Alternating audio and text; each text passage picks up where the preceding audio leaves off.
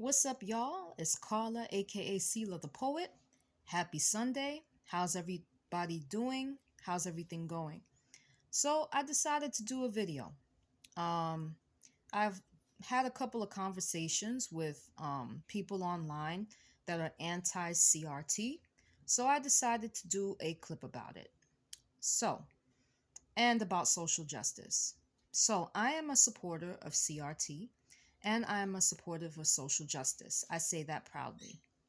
The Bible actually has a verse that says, "Awake, sleeper, awake from the dead."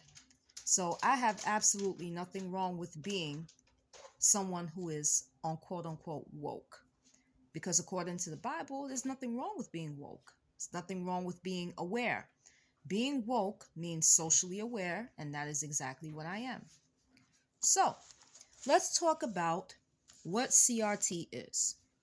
CRT is basically a concept that states that U.S. social institutions contain racism that are embedded in the laws, regulations, rules, and procedures, and that these things lead to different outcomes for people of different racial backgrounds.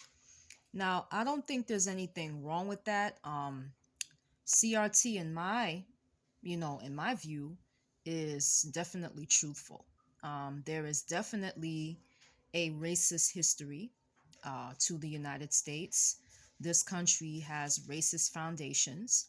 Uh, Quite a few of the founding fathers of our society were slave owners, and certain laws were put into place that were outwardly and overtly racist. Let's talk about one of them. So, there was a law in 1857.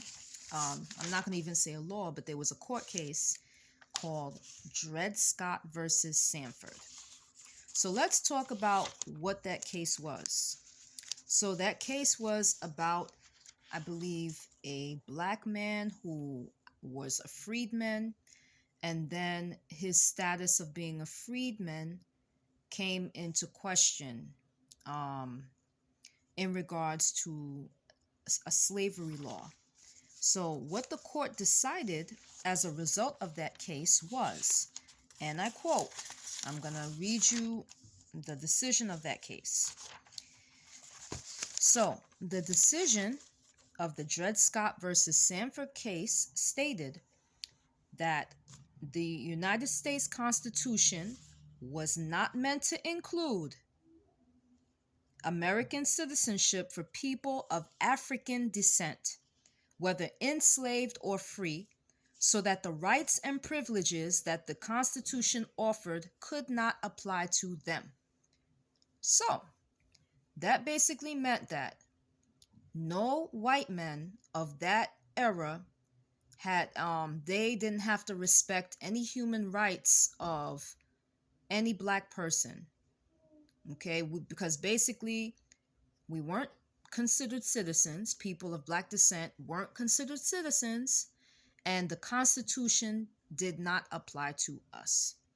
So, of course, that law was overturned years later, but the damage that that law caused and the psychological effects of that law that was in practice set the backdrop for how the black community was treated years and years later, and even with certain policies that are in existence to this day. Okay? So that was an outwardly, overtly racist law and procedure, okay, which CRT spoke about. That there are laws that are embedded in our society or in the foundations of our society or procedures that are racist and that will cause different racial outcomes for people of different races. Okay, so now that we understand what CRT is, let me talk about the definition of social justice. So, social justice, in its definition, is social justice is loving your neighbor as we love ourselves, loving your neighbor as yourself, which that is rooted in the character and the nature of God. Okay? God is a just God and he's loving. And so we are called and led to do justice and to live in love. Okay? So social justice is just basically talking about the treatment of people, throughout society. It's about how you treat people. And it's about our relationship to God and our relationship to our neighbor. And the Bible has a lot to say about justice. Okay? We believe as Christians in a God of justice. Okay? I'm going to go to the scriptures. So, in Psalm 89, verse 14, it states, "Righteousness and justice are the foundation of your throne. Love and faithfulness go before you." Okay? It also says in another verse, Psalm 9, verses 7 through 8, "The Lord reigns forever. He has established his throne for judgment. He rules the world in righteousness and judges the peoples with equity. The Lord is a refuge for the oppressed, a stronghold in times of trouble." Okay? Let's go even further. Psalm 146, verse 7 says, "He gives justice to the oppressed and food to the hungry. The Lord frees the prisoners." Okay? So, the Bible mentions that God is a God of justice. Justice is a part of the nature of our God. I'll even read you one more verse. Okay? So Isaiah 61 verse 8 says, "For I, the Lord, love justice. I hate robbery and wrongdoing. In my faithfulness, I will reward my people and make an everlasting covenant with them."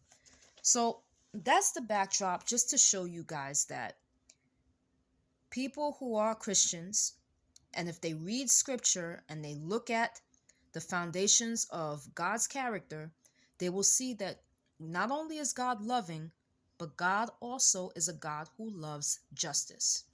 Now, what does God say about injustice? So we live in a sinful world and there is a lot of injustices.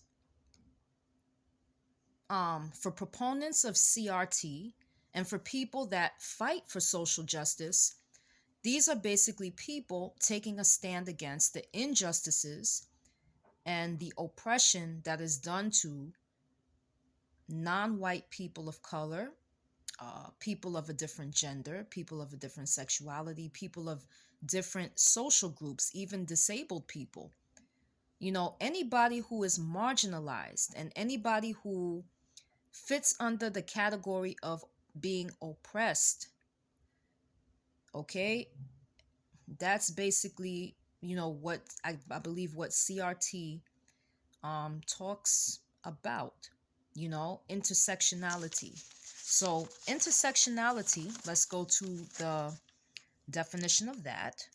Okay, just so that we can understand we're on the same page.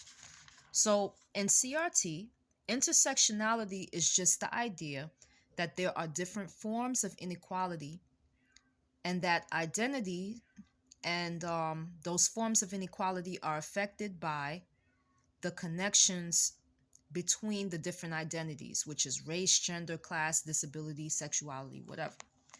So because people have these different identities, sometimes they will experience either a greater level of discrimination or a greater level of oppression as a result. So it's basically saying that people of a certain identity or people of a certain social group, even doesn't always even have to be racial, but it's usually talking about racial because of the major problem with racism in this country, But yeah, I'm just making sure that there's an understanding of what these definitions actually mean, because I think a lot of times people don't understand what they're saying. They kind of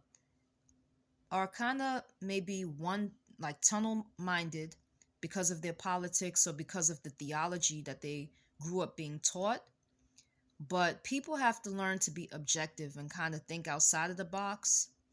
And, in my Christian walk, I've decided to just kind of do more of a deeper study into the Bible. And the Bible has a lot to say about justice. The Bible has a lot to say about injustices.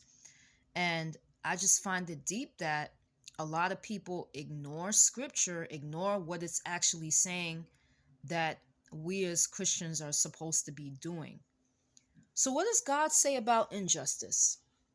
Let's read some of the verses here. So, in Deuteronomy 27, verse 19, it says, "Cursed is anyone who withholds justice from the foreigner, the fatherless, or the widow." Okay? It also says in Proverbs 31, verses 8 through 9, "Speak up for those who cannot speak for themselves, for the rights of all who are oppressed. Speak up and judge fairly. Defend the rights of the poor and needy." So, right here in this verse, actually gives a reasoning for protest. A protest is actually a group of people that go and they speak up for people that are oppressed, people that are suffering injustices. Right here, it scripturally prescribes that you are to speak up for those who cannot speak for themselves, for the rights of all who are oppressed. Okay? It also says here, okay, let's read another verse. Leviticus 19, verses 13 through 15. It says, "Do not defraud or rob your neighbor. Do not hold back the wages of a hired worker overnight. Do not curse the deaf or put a stumbling block in front of the blind, but fear your God. I am the Lord. Do not pervert justice. Do not show partiality to the poor or favoritism to the great, but judge your neighbor fairly." Okay? I'll even go a step further, and I'm going to read to you something from the New Testament. Okay? There is a verse in James chapter 2, which says, "We are not to practice partiality." So, let's talk about the definition of racism. Okay? Racism is basically a form of partiality. Okay? But I'm going to try to just speak about the definition so that we can make sure that we're in sync. Okay? Let's go to the definition there. I just want to make sure that everybody's on the same page and has an understanding, because I think a lot of times people, they don't understand the definition of things, or they don't want to understand the definition of things. Okay? So when it comes to racism, okay, racism usually leads to violence, displacement, inequity, or disenfranchisement. Okay? It's the idea that members of one race are superior to members of another race, and that the members of the other race are inferior. Okay? So it's this type of mindset that leads to partiality. Okay? Partiality meaning that one social group or one racial group gets privileges, okay, or things are a little bit easier for them as opposed to other racial groups. This still goes on in society. Okay?